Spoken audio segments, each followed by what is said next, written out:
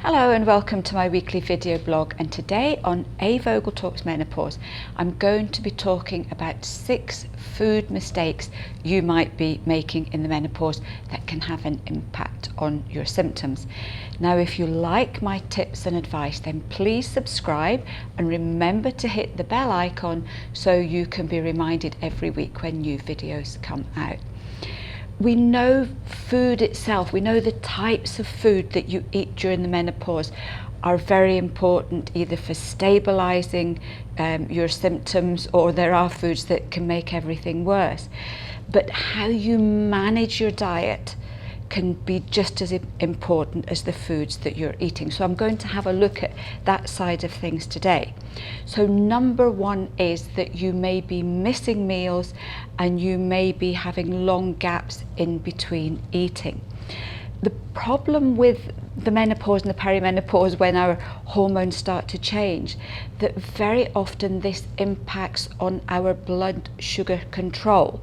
So we can get a lot hungrier, our blood sugars can dip very quickly, it can go totally out of control. So you may have found in the past that you could go quite happily 4 or 5 hours without eating anything. You might find that you can cope very well with missing breakfast in the morning. But once your blood sugar control gets out of hand, then that can create all sorts of problems. Your blood sugar levels can go up, they can suddenly plummet, and that can cause all sorts of symptoms. It can trigger things like flushes, sweats, palpitations, headaches, nausea. So a lot of the menopause symptoms may be more to do with the fact that you're just not eating regularly enough. So this is a really important one to bear in mind. I know that there will be a lot of you who are probably on the 5-2 diet.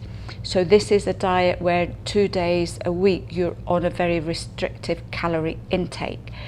All I will say here is, if this diet is suiting you, if you feel great on it, if your energy levels are stable, if you are sleeping well, if you're not getting grumpy and irritable and craving foods, then that's absolutely fine. But it's amazing how many women tell me they go on this diet, they certainly lose the weight, but they feel absolutely miserable. So it's about balance with this particular one here. Second one is eating too late at night or too near before you go to bed. Again, what happens here, especially if you have quite a big meal, you are loading your digestive system. Your digestive system is really busy just as you're going to bed, and that will interfere with your sleep. The other thing that can happen here is that if you're eating a lot at night, then your liver gets overworked, and that will wake you up. So if you're waking up between 1 a.m. and 3 a.m., that's your liver time, and if you do that night after night, then that can be an indication that you've possibly eaten too late, you've eaten too much, and your poor old liver is literally struggling. The other side of this coin is not eating enough before you go to bed.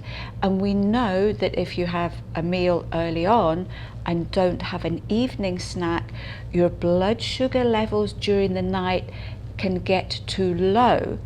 That can trigger a panic attack, that can wake you up with a night sweat or a hot flush. You might find that you get the palpitations, and because your nervous system has been pulled in here, your appetite is shut off. So there you are in bed, waking up, not realizing that your poor old body is just absolutely starving. So this is one you need to get the right balance. So don't eat too late, but if you eat earlier on in the evening, then it's a good idea to have a kind of protein based snack, maybe an hour or 2 before you go to bed, just to keep your body that little bit stable.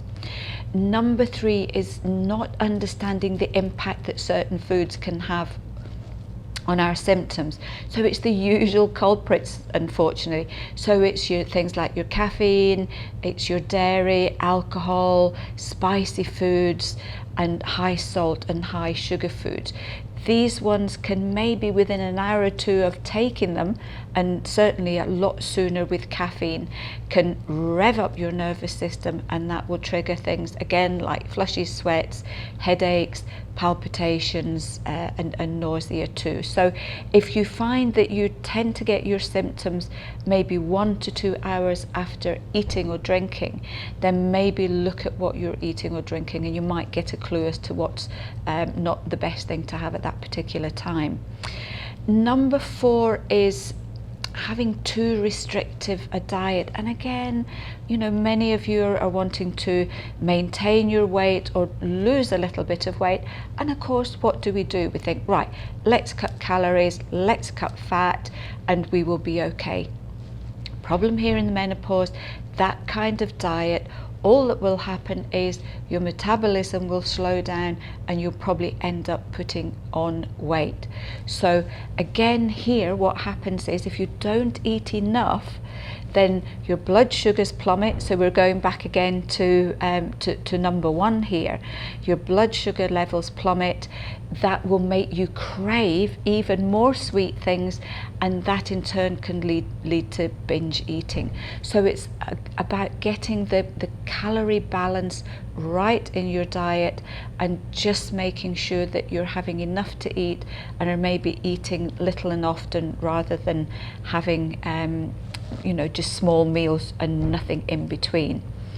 Number 5, we're looking at hidden sugars. Sugar is in everything, and very often we don't realize it's in the foods that we're buying. Things like tomato sauce, tinned soup, pasta sauces. I was absolutely amazed not long ago. I went to buy some smoked salmon, and it was flavored smoked salmon, and it had sugar in it. It's the same with a lot of the fishes, and I love smoked mackerel. I find it a really handy food to have, but some of the varieties have sugar in them, and I'm thinking, why do we need sugar in fish of all foods? So be savvy when it comes to buying things from the supermarket. Read the label, and if sugar is up there at the top, then avoid it. You know, we really don't need sugar in every single thing that we're eating here.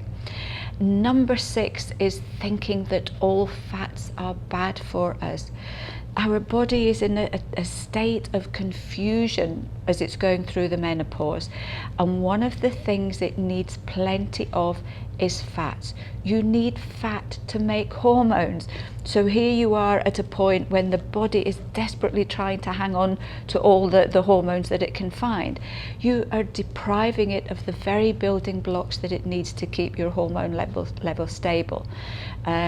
It's also true we need fats for brain function. So again, if you're getting that brain fog, if your thinking's not straight, if you can't concentrate, then it may be that you're just not having enough fats in your diet. Fats are also needed for your joints, and we know that joint pain and joint aches is a very, very common symptom in the menopause. And we also need fat in order to keep our skin healthy. So again, it's about the right fats. I've done a recent blog on this, so there will be a link that you can have a look at if you're not quite sure which fats to have and what ones to have. So hopefully this has given you a little bit of food for thought. If any of you out there have any tips, please share them. I would love to hear from you, and I will look forward to seeing you next week for another edition of A Vogel Talks Menopause.